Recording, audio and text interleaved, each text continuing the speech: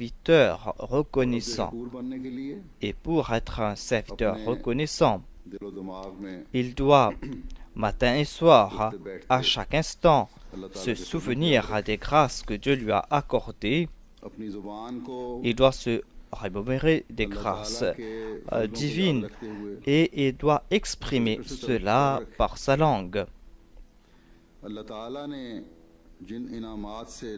Il doit se souvenir des grâces que Dieu lui a accordées et il doit tout le temps louer Dieu pour cela.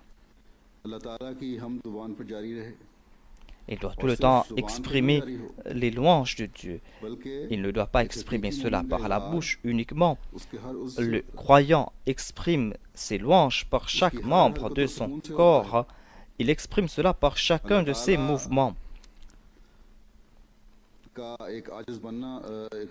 Il essaye d'être un serviteur humble de Dieu. Et cette humilité va naître en lui lorsqu'il va en toute vérité comprendre que c'est Dieu qui accorde toute grâce. Lorsqu'il va générer en son cœur l'amour pour Dieu, lorsqu'il va utiliser à bon escient les faveurs que Dieu lui a accordées, lorsqu'il va utiliser cela en accord à ses enseignements, si Dieu lui a accordé une bonne santé, il va utiliser ses capacités pour servir sa religion afin de prouver sa reconnaissance. Si Dieu lui a accordé des moyens financiers, il va dépenser pour la cause de Dieu sans faire preuve d'aucune arrogance ou d'aucune fierté ou d'aucun orgueil. S'il utilise à bon escient et en accord aux préceptes de Dieu les aptitudes que Dieu lui a accordées, les biens et les enfants que Dieu lui a accordés, c'est là qu'il va prouver sa reconnaissance naturelle. Allah est gracieux envers ses serviteurs et il les récompense amplement en multipliant ses récompenses. Et il accorde davantage de capacités, il accorde aussi la santé, il accorde aussi une certaine aisance financière et il accorde sa proximité à son serviteur qui se tourne vers lui. Et il lui accorde aussi la possibilité d'atteindre le but de sa création. Sans la grâce de Dieu, l'homme, par ses propres moyens, ne pourra pas rendre culte à Dieu. C'est-à-dire, ses actes d'adoration ne seront pas acceptés par Dieu. Même s'il arrive à rendre culte à Dieu, il se peut que yeux de Dieu, ses actes d'adoration ne méritent pas acceptation. Dans de tels cas, ces actes d'adoration ne serviront à rien. C'est la reconnaissance qui va nous faire progresser sur la voie de la vertu et de la taqwa, car l'homme doit comprendre que chaque action et chaque parole est le résultat des faveurs de Dieu et doit se prosterner vers Dieu. Lorsqu'il va agir ainsi, c'est là que Dieu va se tourner vers lui. Allah déclare à ce propos: وَمَا يَفْعَلُوا مِنْ خَيْرٍ فَلَنْ يَكْفُرُوهُ وَاللَّهُ عَلِيمٌ بِالْمُتَّقِينَ. Et quelque bien qu'ils fassent, il ne leur en sera nié la récompense méritée, et Allah connaît bien ceux qui se préservent du mal.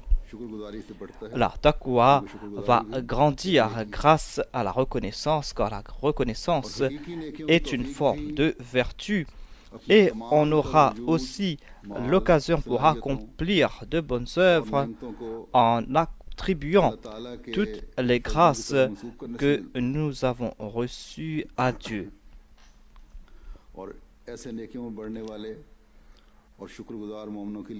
Allah déclare à propos de ceux qui accomplissent ces bonnes œuvres et qui sont reconnaissants. Il déclare: لِيُوَفِّيَهُمْ أُجُورَهُمْ وَيَزِيدَهُمْ مِنْ فَضْلِهِ إِنَّهُ غَفُورٌ شَكُورٌ, afin qu'ils puissent leur accorder leur pleine récompense et leur ajouter même une augmentation à partir de sa munificence. Il est assurément très pardonnant et très appréciateur.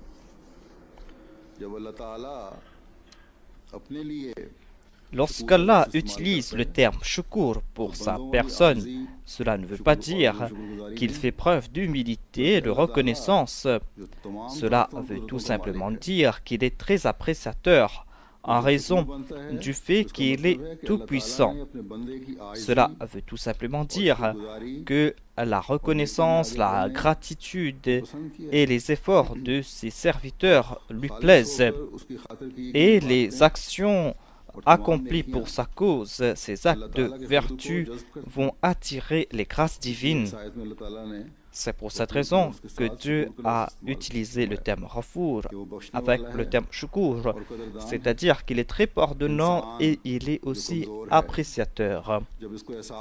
L'homme est faible et lorsqu'il va comprendre qu'il doit accomplir tout acte de vertu pour la cause de Dieu et qu'il va devoir être reconnaissant envers Dieu, et lorsqu'il va se tourner vers Dieu en toute sincérité, Allah, de par sa grâce, va lui accorder son pardon. Il est très pardonnant et va couvrir son serviteur grâce à son pardon. Il va couvrir ses faiblesses et ses manquements.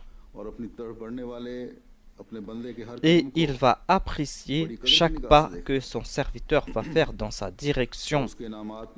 Et il va lui accorder davantage de faveurs. Voilà notre Seigneur qui accorde ses grâces à ses serviteurs. Il leur accorde à la fois le monde et il leur accorde aussi les récompenses pour leurs actes de vertu. Si on abandonne un Dieu si gracieux et miséricordieux, et on se tourne vers d'autres, l'on sera un sot et un malchanceux. Vous avez donc l'occasion de vivre dans ce pays. Il vous incombe de faire votre analyse de conscience. Regardez votre passé. La plupart d'entre vous vont constater que Dieu nous a accordé des grâces immenses. Personne n'abandonne sa patrie pour aucune raison. On abandonne sa patrie soit parce qu'on est expulsé par des tyrans, soit parce qu'on doit s'exiler en raison des persécutions, ou soit pour des raisons économiques.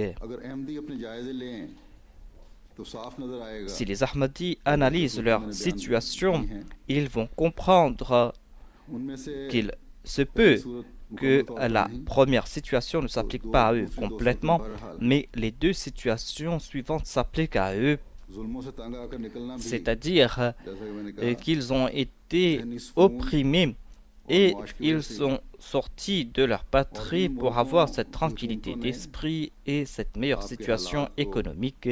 Et ces pays ont accepté les raisons de votre exil et vous ont donné la permission de vous établir ici. Dieu vous a accordé ces grâces en raison de l'Ahmadiyya. Cela doit nous faire comprendre que l'on doit se cramponner davantage à l'Ahmadiyya et on doit être un modèle dans ce domaine. Et c'est là qu'on va prouver sa reconnaissance envers Dieu. Si on n'apprécie pas la Jamaat, si on n'honore pas la Jamaat, si on n'écoute pas les paroles du calife, eh bien petit à petit, non seulement que l'on va se priver des faveurs de Dieu, mais on va aussi éloigner ses enfants de la religion et de la foi. Méditez à ce propos. Si le monde est en train de vous éloigner de la foi, eh bien, ce ne sera pas là une grâce, mais ce sera une forme de destruction. Ce sera le rejet des faveurs de Dieu. Ce sera un mépris à l'égard des faveurs divines. Nous devons nous souvenir du fait que nous avons prêté allégeance aux mains de l'imam de l'époque, l'imam qui est